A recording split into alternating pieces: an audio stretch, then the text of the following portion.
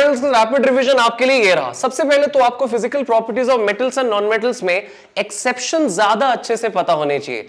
अगर हम बात करें हार्डनेस, स्ट्रेंथ एंड डेंसिटी की, तो मेटल जो इसके एक्सेप्शन है वो कौन से हैं? लिथियम, सोडियम और पोटेशियम, खासतौर पर सोडियम और पोटेशियम। नॉन मेटल्स जो इस प्रॉपर्टी के एक्सेप्शन है वो कौन सा है बच्चों, बताओ? डायमंड। ठीक है, उसके बाद अगली प्रॉपर्टी है लश्यर यानी शाइन। मेटल के कैटेगरी में कैसा मेटल जो इसका एक्सेप्शन है वो कौन सा है? Bi यानी बिस्मथ। वहीं अगर नॉन मेटल की बात करें तो डायमंड, आयोडीन, ग्राफाइट, आप तीनों लिख सकते हैं। डायमंड एंड आयोडीन ज्यादा अच्छा एग्जांपल इसका होगा एक्सेप्शन के अंडर। उसके बाद अगली प्रॉपर्टी है सोनोरिटी, डक्टिलिटी, मेलेबिलिटी, जिसमें अगर हम मेटल्स की बात करें तो सोडियम, मर्क्यूरी और पोटेशियम इसके अंडर आप लिख सकते हैं। जिंक को आप मेलेबिलिटी के कैटेगरी के एक्सेप्शन में गिन सकते हो। क्यों? क्योंकि लो टेम्परेचर पर जो जिंक होता है वो मेलेबल नहीं होता, पर हायर टेम्परेचर पर जिंक मेलेबिलिटी शो करना चालू करता है। ठीक है, तो सोडियम, पोटेशियम, मर्क्यूरी को आप सोनोरिटी, डक्टिलिटी, मेलेबिलिटी तीनों के एक्सेप्शन में गिन सकते हो। जिंक आप मेलेबिलिटी के एक्सेप्शन में ही गिनना। चलिए, अगर हम नॉन मेटल्स की बात करें तो इसमें ऐसा कोई बड़ा एक्सेप्शन नहीं है। अगली प्रॉपर्टी कौन सी है? Melting and boiling point. बताइए कौन से ऐसे मेटल्स हैं जिनका मेल्टिंग या बॉइलिंग पॉइंट, खासतौर पर मेल्टिंग पॉइंट हाई ना होकर लो होता है? कौन कौन सा ये गिनते हैं? Sodium, potassium, caesium, gallium. अगर मैं आपसे बोलूं एक ऐसा मेटल बताओ which can melt on your palm because of its low melting point, क्या बोलोगे? गैलियम। गैलियम बोलना है। ठीक है, वही अगर हम नॉन मेटल के एक्सेप्शन की बात करें तो वो कौन सा है? डायमंड। अच्छा, conduction of heat and electricity जो अगली प्रॉपर्टी है, उसके हीट की कैटेगरी का एक्सेप्शन में दो मेटल अच्छे से याद रखना है, एक लेड और दूसरा मर्क्यूरी। वहीं अगर हम नॉन मेटल की कैटेगरी की बात करें तो इसमें दो कार्बन के एलोट्रोप बड़े इंपॉर्टेंट एक्सेप्शन की जब हम बात कर रहे हैं। डायमंड जो है हीट को कंडक्ट करता है, ग्राफाइट किसको करता है? इलेक्ट्रिसिटी को। बढ़ते हैं आखिरी एक्सेप्शन जो कि है फिजिकल स्टेट। फिजिकल स्टेट की जहां तक बच्चों बात है तो एक ऐसा मेटल जो रूम टेम्परेचर पर लिक्विड है, बाकी तो सॉलिड होता है, कौन सा होता है? मर्क्यूरी। और नॉन मेटल्स में कौन सा ऐसा लिक्विड नॉन मेटल है जो हमें याद रखना है? ब्रोमीन। तो इसका बढ़िया से बच्चों स्क्रीनशॉट ले लेना। बढ़ते हैं अगले पॉइंट की तरफ जो कि है क्या? Reactivity series. रिएक्टिविटी सीरीज याद करना ही करना है। अब मैं आपको टेक्निक बताऊंगा और मेटल्स आपको खुद पढ़ के बताने हैं। सभी लोग रिएक्टिविटी सीरीज अच्छे से लिख लेना। सबसे पहले टेक्निक क्या है बोलिए? कटरीना ने बापू से कार मांगी, ऑल्टो, जेन, फरारी, निसान, फिर भी हाय क्यों मिली सिल्वर ऑडी पट। ठीक है, अब इसमें कौन सा मेटल है उसको भी आइए देख लेते हैं। Potassium, sodium, barium, calcium, magnesium, aluminium, zinc, iron, nickel, tin, lead, hydrogen, copper, mercury, silver, gold, platinum. ये है मेटल्स की रिएक्टिविटी सीरीज। कौन से ऑर्डर में? डिक्रीजिंग ऑर्डर में, मोस्ट रिएक्टिव से लीस्ट रिएक्टिव। इसमें कुछ जो ग्रीन कलर के मैंने एलिमेंट्स लिखे हैं उसको भी आप ऐड कर लेना। कौन कौन से? देखिए, ऑल्टो और जेन के बीच में, एल्यूमिनियम और जिंक के बीच में मनचाही कार से आप याद रख सकते हैं दो एलिमेंट्स। कौन कौन से? मनचाही का मतलब मैंगनीज जिसका सिंबल होता है Mn, और कार का मतलब कार्बन जिसका सिंबल होता है C। एक और याद रखो, मारुति सुजुकी जेन को पीछे से आकर ह्यूंडई क्रेटा ने ठोक दिया, तो क्रेटा से आप याद रख सकते हैं क्रोमियम जिसका सिंबल क्या होता है? Cr। ये अगर आपको रिएक्टिविटी सीरीज पता है तो आप कोई भी सिंगल डिस्प्लेसमेंट रिएक्शन कर सकते हैं। चलिए मुझे बताइए, यहां पर मोर रिएक्टिव मेटल है, यहां पर है salt solution less reactive metal का, तो more reactive metal less reactive metal को लेस रिएक्टिव मेटल के कंपाउंड या सॉल्ट सॉल्यूशन से क्या कर सकता है? डिस्प्लेस। और वो खुद जब लेस रिएक्टिव मेटल की जगह बैठेगा तो जो हमारे पास कंपाउंड या सॉल्ट सॉल्यूशन आएगा वो मोर रिएक्टिव मेटल का होगा, और डिस्प्लेस होके कौन चला गया? लेस रिएक्टिव मेटल, जिसके डिपोजिशन या कोटिंग मोर रिएक्टिव मेटल के ऊपर बनेगी और इसका रिवर्स हो सकता नहीं है। ठीक है, आइए अब हम आगे बढ़ते हैं और सबसे पहला जो चीज आपको अच्छे से देख लेना है कि इसमें सारे के सारे आपको मैंने मेन केमिकल रिएक्शन और मेटल्स लिख के दिए हैं। सबसे पहले चालू करते हैं मेटल प्लस ऑक्सीजन। मेटल जब ऑक्सीजन के साथ रिएक्ट करता है तो मेटल का क्या बनता है? बोलिए, ऑक्साइड। आमतौर पर मेटल का ऑक्साइड क्या होता है? बेसिक होता है। क्यों? क्योंकि मेटल ऑक्साइड को यदि आप पानी में डिसॉल्व करो तो मेटल का क्या बनता है? हाइड्रोक्साइड। और मेटल हाइड्रोक्साइड अपने एक्वस सॉल्यूशन में OH minus hydroxide ions release कर सकते हैं, तो उनका नेचर क्या होगा? बेसिक। बहुत इंपॉर्टेंट है, metal plus oxygen metal oxide plus water metal hydroxide. बेहद इंपॉर्टेंट है, एम्फोटेरिक ऑक्साइड का रिएक्शन किसके साथ? एसिड के साथ भी और बेस के साथ भी। अच्छा, दो एम्फोटेरिक ऑक्साइड जो आपको याद रखने हैं, बोलिए कौन सा? एल्यूमिनियम ऑक्साइड और जिंक ऑक्साइड। ठीक है, तो एल्यूमिनियम ऑक्साइड और जिंक ऑक्साइड दो ऐसे एम्फोटेरिक ऑक्साइड हैं जो एसिड के साथ भी रिएक्ट कर सकते हैं और बेस के साथ भी। अगर मान लो मेरे पास एसिड है तो एम्फोटेरिक ऑक्साइड अपना कौन सा बिहेवियर शो करेगा? बेसिक। अगर मान लो मेरे पास बेस है तो एम्फोटेरिक ऑक्साइड अपना कौन सा बिहेवियर शो करेगा?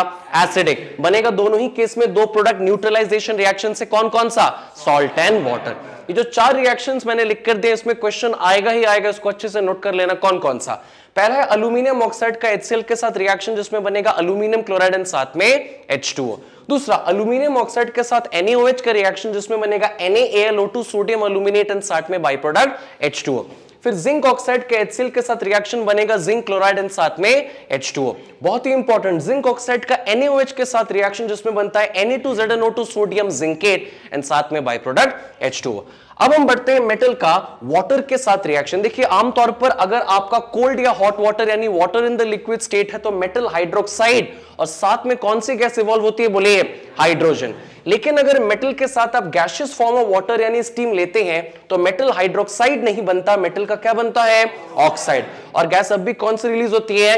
हाइड्रोजन। इसमें सबसे इंपॉर्टेंट एग्जांपल जो कि एक्सेप्शन है, जो कि आयरन का स्टीम के साथ रिएक्शन है, वो एग्जाम में आएगा 20 फरवरी को। कौन सा?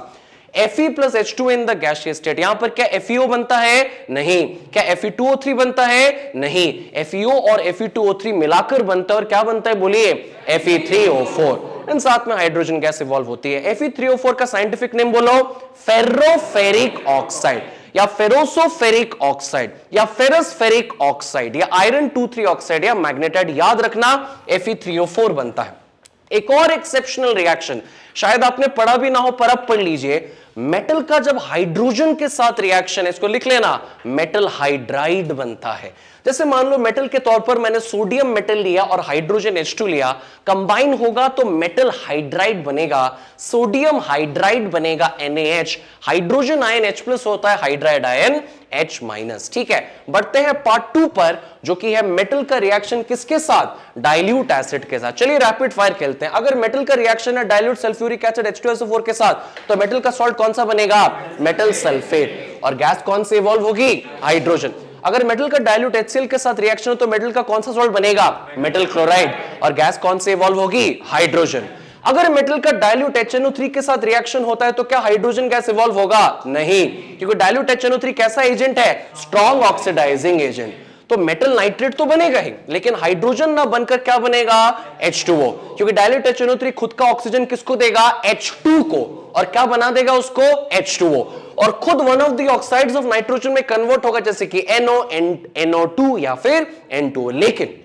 लेकिन अगर मैं मेटल के साथ डाइल्यूट HNO3 ना लेकर वेरी वेरी डाइल्यूट HNO3 लेता हूं, यानी कि डाइल्यूट HNO3 इतना डाइल्यूट कर दूं कि उसमें 1% से भी कम HNO3 हो, तो क्या फिर हाइड्रोजन गैस इवॉल्व हो सकता है? हां, क्योंकि तब हाइड्रोजन गैस का oxidation very very dilute HNO3 जो कि बहुत ही वीक ऑक्सीडाइजिंग एजेंट है वो कर नहीं पाएगा, और यहां पर normally metal nitrate and hydrogen ही बनेगा। इसमें दो कौन से मेटल के रिएक्शंस याद करने हैं? एक मैग्नीशियम का और एक मैंगनीज का।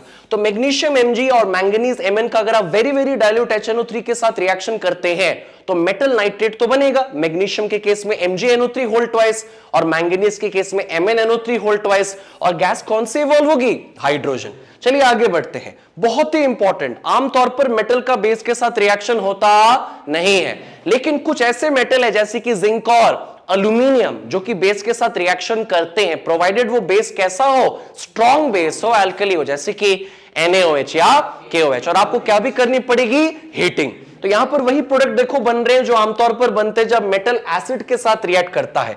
कौन कौन सा? मेटल सॉल्ट और हाइड्रोजन। इसमें जिंक का एग्जांपल ज्यादा इंपॉर्टेंट है। जिंक जब NaOH के साथ रिएक्शन करता है तो कौन सा सॉल्ट बनता है? Sodium zincate. फॉर्मूला बोलो, Na2ZnO2। और गैस कौन सी इवॉल्व होती है? हाइड्रोजन। अब नॉन मेटल के कुछ रिएक्शंस देख लेते हैं, सिंपल सिंपल। सबसे पहले अगर नॉन मेटल ऑक्सीजन के साथ रिएक्ट करेगा तो क्या बनेगा? Non metallic oxide. आमतौर पर नॉन मेटालिक ऑक्साइड्स कैसे होते हैं? एसिडिक। लेकिन कुछ कुछ नॉन मेटालिक ऑक्साइड कैसे भी होते हैं? न्यूट्रल।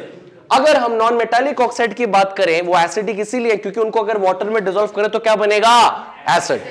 लेकिन नॉन मेटल का, नॉन मेटालिक ऑक्साइड नहीं, नॉन मेटल का यदि तुम वाटर के साथ रिएक्शन करते हो तो जनरली कोई रिएक्शन होता नहीं है। इसी तरह से अगर आप नॉन मेटल का एसिड या बेस के साथ रिएक्शन करते हो तो भी जनरली हमारे सिलेबस के मुताबिक कोई रिएक्शन होने वाला नहीं है। पर ध्यान रहे इसमें कुछ एक्सेप्शंस होते हैं, तुम्हें अभी नहीं जानने पर होते हैं, बस इसे दिमाग में रखना। कहानी को आगे बढ़ाते हैं और आयोनिक कंपाउंड की तरफ बढ़ते हैं, जो कि तब बनते हैं जब मेटल का किसके साथ रिएक्शन हो, नॉन मेटल। ठीक है, तो 4 प्रॉपर्टी है आयोनिक कंपाउंड की, सबको बोर्ड पे फोकस करना है और देखना है कि वो 4 प्रॉपर्टीज कौन सी है। सबसे पहला प्रॉपर्टी क्या है, फिजिकल नेचर। मुझे बताइए आयोनिक कंपाउंड का physical state solid, they are hard, brittle, crystalline solid. बोलिए मेरे साथ, हार्ड, ब्रिटल, क्रिस्टलाइन सॉलिड। अगली प्रॉपर्टी है मेल्टिंग एंड बॉइलिंग पॉइंट। तो आयोनिक कंपाउंड्स का मेल्टिंग एंड बॉइलिंग पॉइंट बहुत ही क्या होता है, हाई, क्योंकि इसमें inter ionic electrostatic force of attraction between oppositely charge cation and ion भी बहुत ज्यादा क्या होता है, हाई। तो आपको बहुत ज्यादा हीट, बहुत ज्यादा एनर्जी देनी पड़ती है, तभी सॉलिड मेल्ट होकर लिक्विड और लिक्विड मेल्ट होकर क्या बनेगा, गैस। अगली प्रॉपर्टी है सोल्यूबिलिटी। मुझे बताइए आयोनिक कंपाउंड किसमें सोल्यूबल है, वाटर, वाटर में सोल्यूबल है, पोलर सॉल्वेंट में सोल्यूबल होता है आयोनिक कंपाउंड, और पेट्रोल, केरोसिन, डीजल जैसे ऑर्गेनिक सॉल्वेंट में, नॉन पोलर सॉल्वेंट में सोल्यूबल होते नहीं है, इनसोल्यूबल होते हैं। अगली प्रॉपर्टी है कंडक्शन ऑफ इलेक्ट्रिसिटी। क्या आयोनिक कंपाउंड बताइए सॉलिड स्टेट में इलेक्ट्रिसिटी को कंडक्ट करेगा, नहीं, क्योंकि आयंस फ्री टू मूव नहीं है। लेकिन अगर मैं लिक्विड मोल्टन फ्यूज स्टेट में आयोनिक कंपाउंड को ले लेता हूं, मेल्टेड फॉर्म में ले लेता हूं, या फिर उसे वाटर में डिसॉल्व करके उसके एक्वस सॉल्यूशन के फॉर्म में ले लेता हूं, तो अब ये आयोनिक कंपाउंड अपने लिक्विड मोल्टन फ्यूज स्टेट में या फिर एक्वस सॉल्यूशन के फॉर्म में इलेक्ट्रिसिटी कंडक्ट करेगा, क्योंकि अब आयंस फ्री टू मूव है towards the oppositely charged electrodes। और जैसे ही आयंस फ्री टू मूव होते हैं, charge particles free to move होते हैं, इलेक्ट्रिसिटी का कंडक्शन हो जाता है। चलिए यहां पर आपको अगली चीज मैं बताने वाला हूं कि जब मेटल से नॉन मेटल की तरफ इलेक्ट्रॉन का ट्रांसफर होगा तभी आयोनिक बॉन्ड बनेगा। जिन कंपाउंड्स में आयोनिक बॉन्ड होता है, इन कंपाउंड्स को क्या कहते हैं, बोलिए, आयोनिक कंपाउंड। तो इस तरह का फॉर्मेशन ऑफ आयोनिक बॉन्ड का क्वेश्चन आ सकता है, नोट कर लेना। आपके एग्जाम में MgCl2 CaCl2 पे क्वेश्चन आ सकता है, आपके एग्जाम में Al2O3 MgO पे क्वेश्चन आ सकता है। 2 सैंपल मैंने आपके लिए ड्रॉ करके दे दिए हैं, कौन कौन सा, MgCl2 और Al2O3, पर आप CaCl2, CaO, MgO इन सबको लिख लेना, इस पे भी क्वेश्चन आ सकता है। अब हम बढ़ते हैं एक्सट्रैक्शन ऑफ मेटल की तरफ, मेटलर्जी की तरफ। सबसे पहले मुझे बताइए हम कहानी कहां से चालू करेंगे, ओर से।